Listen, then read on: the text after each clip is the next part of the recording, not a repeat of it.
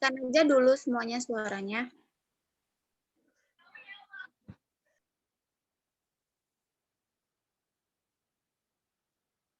Udah kan? Mana PPT-nya? Kenapa nggak muncul?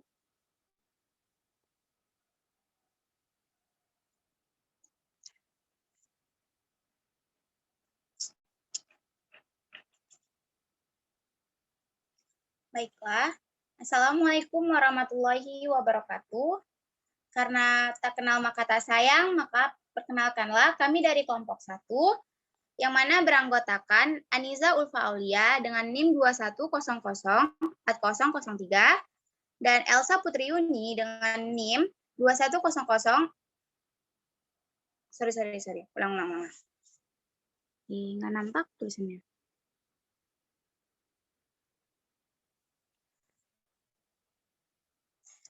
Assalamualaikum warahmatullahi wabarakatuh. Karena tak kenal maka tak sayang, baiklah perkenalkan kami dari kelompok 1 yang beranggotakan Aniza Ulfa Aulia dengan NIM 21004003, Elsa Putriuni dengan NIM 21004008, Laura Octavioni dengan NIM 21004017, dan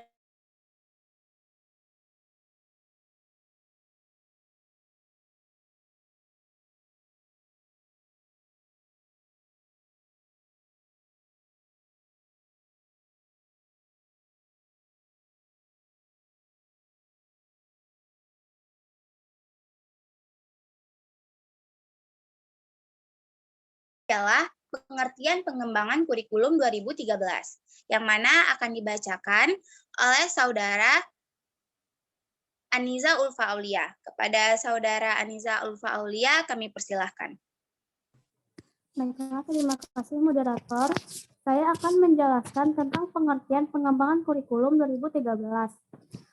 Pengertian pengembangan kurikulum 2013 menurut Gane, Topter, dan Alicia bahwa pengembangan kurikulum adalah suatu proses di mana partisipasi pada berbagai tingkatan dalam membuat keputusan tentang tujuan, bagaimana tujuan direalisasikan melalui proses belajar mengajar, dan apakah tujuan atau alat itu terasi dan efektif. Pengembangan kurikulum adalah suatu proses yang merencanakan, menghasilkan suatu alat yang lebih baik dengan didasarkan pada hasil penelitian terhadap kurikulum yang tidak berlaku, sehingga dapat memberikan kondisi kegiatan belajar mengajar yang lebih baik. Selanjutnya, pendekatan pengembangan kurikulum 2013. Yang pertama, ada pendekatan subjek akademik. Dalam pendekatan pengembangan kurikulum ini mempunyai ciri-ciri sebagai berikut. Tujuan kurikulum subjek akademik adalah pemberian pengetahuan yang solid serta melatih para siswa menggunakan ide-ide dan proses penelitian. Yang kedua ada metode. Metode yang sering digunakan adalah metode ekspositori dan inquiry. Selanjutnya ada organisasi. Ada beberapa pola organisasi isi kurikulum. Pola-pola organisasi yang terpenting diantaranya yaitu yang pertama, correlated kurikulum adalah pola organisasi materi atau konsep yang dipelajari dalam suatu pelajaran dikorelasikan dengan pelajaran lainnya. Yang kedua ada unified atau concentrated adalah porsi organisasi bahan pelajaran yang tersusun dalam tema-tema pelajaran tertentu yang mencakup materi dan berbagai pelajaran disiplin ilmu. Yang ketiga ada integrasi kurikulum. Kalau dalam unified masih tampak warna disiplin ilmunya, maka dalam pola integrated, warna disiplin ilmu tersebut sudah tidak kelihatan lagi.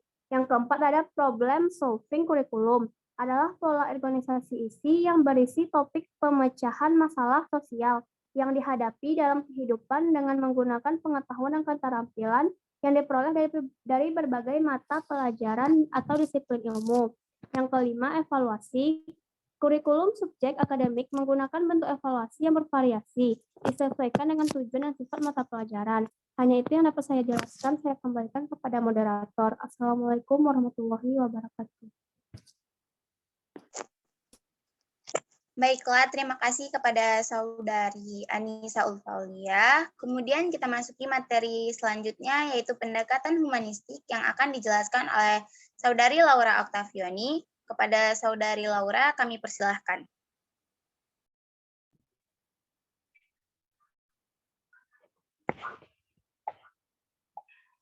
Baiklah, saya akan melanjutkan untuk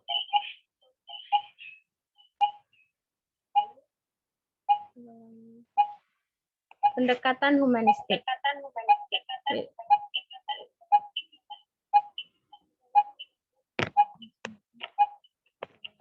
Pada pendekatan humanistik terpusat pada siswa. Jadi, student center dan mengutamakan perkembangan efektif siswa sebagai prasyarat dan sebagai bagian integral dari proses belajar. Menurut Thomas Price, dalam Abdullah Izzi, bahwa pada pendekatan humanistik, prioritasnya adalah pengalaman belajar yang diarahkan terhadap tanggapan minat, kebutuhan, dan kemampuan anak. Dalam kurikulum humanistik, guru diharapkan dapat membangun hubungan emosional yang baik dengan peserta didiknya. Untuk perkembangan individu peserta didik itu selanjutnya. Oleh karena itu, peran guru yang diharapkan adalah sebagai berikut. Yang pertama, mendengar pandangan realistis peserta didik secara komprehensif, menghormati individu peserta didik, dan tampil alamiah, otentik, tidak dibuat-buat. Tugas guru dalam kurikulum humanistik adalah menciptakan sesuatu yang permisif dan mendorong peserta didik untuk mencari dan mengembangkan pemikiran sendiri. Dan tujuan pengajaran adalah memperluas kesadaran diri sendiri dan mengurangi kerenggangan dan keasingan dari lingkungan. Lalu yang ketiga ada pendekatan teknologis. Perspektif teknologi sebagai kurikulum ditekankan pada efektivitas program, metode, dan material untuk mencapai suatu manfaat dan keberhasilan. Teknologi mempengaruhi kurikulum dalam dua cara, yaitu aplikasi dan teori. Aplikasi teknologi merupakan suatu rencana penggunaan beragam alat dan media atas tahapan basis instruksi sebagai teori. Teknologi digunakan dalam mengembangkan dan evaluasi material kurikulum dan instruksional. Penyerapan teknologi dalam bidang pendidikan, khususnya kurikulum adalah dalam dua bentuk, yaitu bentuk perangkat lunak atau software dan perangkat keras atau hardware. Penerapan teknologi perangkat keras dalam pendidikan dikenal sebagai teknologi alat atau tools teknologi, sedangkan penerapan teknologi perangkat lunak disebut juga teknologi sistem atau sistem teknologi. Kurikulum yang dikembangkan dari konsep teknologi pendidikan memiliki beberapa ciri khusus, yaitu yang pertama tujuan, metode, organisasi bahan ajar, dan evaluasi. Baiklah, sekian dari saya kembalikan kepada moderator.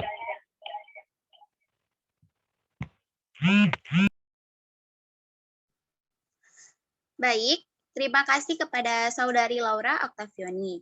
Selanjutnya kita masuki untuk penjelasan materi selanjutnya, yaitu pendekatan rekonstruksionisme yang akan dijelaskan oleh Saudari Elsa Putrini. Kepada Saudari Elsa, kami persilahkan.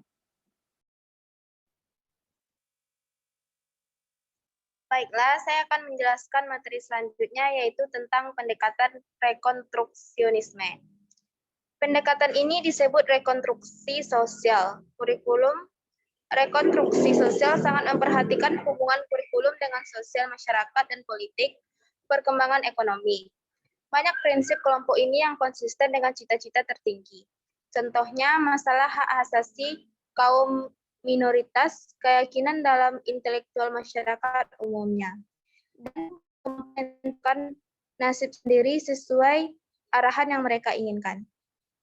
Kegiatan yang dilakukan dalam kurikulum rekonstruksi sosial antara lain melibatkan 1. Survei kritis terhadap suatu masyarakat. 2. Studi yang melibatkan hubungan antara ekonomi lokal dengan ekonomi nasional atau internasional. 3. Studi pengaruh sejarah dan kecenderungan situasi ekonomi lokal. 4. Uji coba kaitan praktik politik dengan perekonomian. 5. Berbagai pertimbangan perubahan politik, dan 6. Pembatasan kebutuhan masyarakat pada umumnya.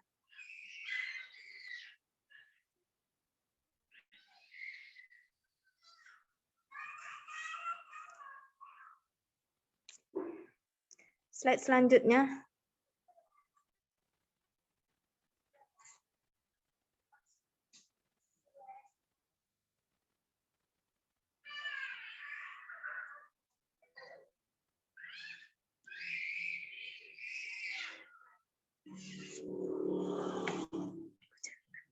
Slide selanjutnya. 5. Pendekatan accountability atau the accountability approach.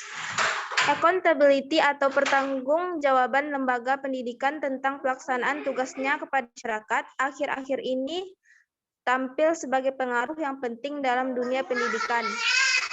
Namun menurut banyak pengamat pendidikan, accountability ini telah mendesak pendidikan dalam arti yang sebenarnya menjadi hal belakang.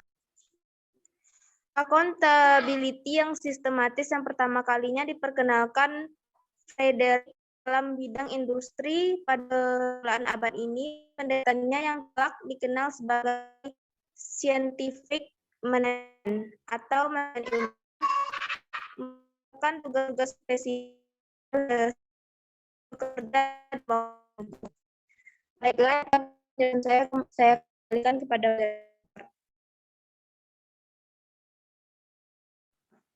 Baiklah, terima kasih kepada Saudari Elsa. Selanjutnya kita masuki materi selanjutnya yaitu implementasi pengembangan kurikulum 2013 yang mana akan dijelaskan oleh saya sendiri. Implementasi pengembangan kurikulum 2013. Kurikulum 2013 bisa diterapkan sebagai untuk mengubah pola pendidikan dari orientasi terhadap hasil dan materi kependidikan sebagai proses melalui pendekatan tematik integratif. Oleh karena itu, dengan pembelajaran sebanyak mungkin melibatkan peserta didik agar mereka mampu bereksplorasi untuk membentuk kompetensi dengan menggali berbagai potensi.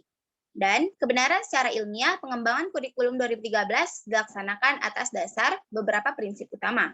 Yang pertama, ada standar kompetensi lulusan diturunkan dari kebutuhan. Yang kedua, ada standar isi diturunkan dari standar kompetensi lulusan melalui kompetensi inti yang bebas pada mata pelajaran.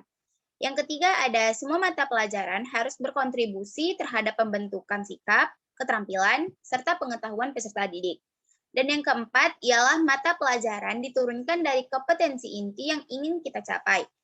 Yang kelima, ada semua mata pelajaran diikat oleh kompetensi inti. Dan yang keenam, keselarasan tuntutan esensi lulusan, isi, proses pembelajaran, dan evaluasi ataupun penilaian. Mungkin sekian penjelasan dari saya. Saya kembalikan kepada moderator. Baiklah. Mungkin ini saja yang dapat kami jelaskan. Apabila ada kesalahan tutur kata, kami mohon maaf. Kami akhiri dengan wassalamualaikum warahmatullahi wabarakatuh.